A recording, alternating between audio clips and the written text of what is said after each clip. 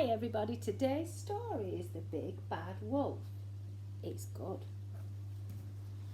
Big Bad Wolf was lonely. He had no friends. Perhaps it's because I'm big and scary, he said to himself.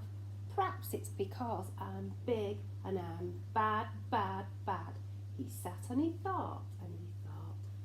I know, he said. I will not be bad anymore. I will be good. Then someone will be my friend. So Big Bad Wolf set off to be good. Mrs. Goose was in the garden with her 7 goslings. Good day, said Big Bad Wolf, politely raising his hat. Honk, cried Mrs. Goose. It's Big Bad Wolf. Mrs. Goose and her 7 little goslings ran into the house and slammed the door. Oh, Mrs. Goose, said Big Bad Wolf sweetly, please open the door. I'm a good wolf now, and I've come to play with your 7 little goslings. But Mrs. Goose would not open the door. The 7 little goslings chanted, Big Bad Wolf, stay away and don't come back another day. And they made faces through the curtains. Big Bad Wolf felt sad. These geese had not given him a chance. He sat and he thought and he thought. I know, he said. I will be useful and good. Then someone will be my friend. So Big Bad Wolf set out to be useful and good. Mrs. Chicken was going out. She was waiting for the babysitter for her 6 little chicks. Where can that babysitter be, she fussed. Big Bad Wolf coughed politely. I would be glad to sit with your 6 little chicks. Walk, squawked Mrs. Chicken. It's Big Bad Wolf. Run, children, run. They ran into the house and slammed the door. Oh, Mrs. Chicken, said Big Bad Wolf sweetly. I'm a good wolf now. Please let me in to look after your 6 little chicks. But Mrs. Chicken would not open the door. The 6 little chicks chanted, Big Bad Wolf, stay away and don't come back ever again. And they made faces through the curtains. Big Bad Wolf was really sad. Those chickens had not given him a chance. He sat and he thought and he thought. I know, he said. I will be useful and good, and I will do a noble deed. Then someone will surely be my friend. So Big Bad Wolf set off to be useful and good and to do a noble deed. Mrs. Duck stood on her doorstep calling, Where are you? Number 5. Good evening, Mrs. Duck, said Big Bad Wolf, bowing politely. What seems to be the trouble? May I be of some assistance? Mrs. Duck flew into a rage. Quack, she cried, it's Big Bad Wolf and he's eaten poor little number 5. She rushed inside and slammed the door. Big Bad Wolf was upset. He banged at Mrs. Duck's door. Let me in, he howled. I haven't eaten anybody. But Mrs. Duck would not open the door.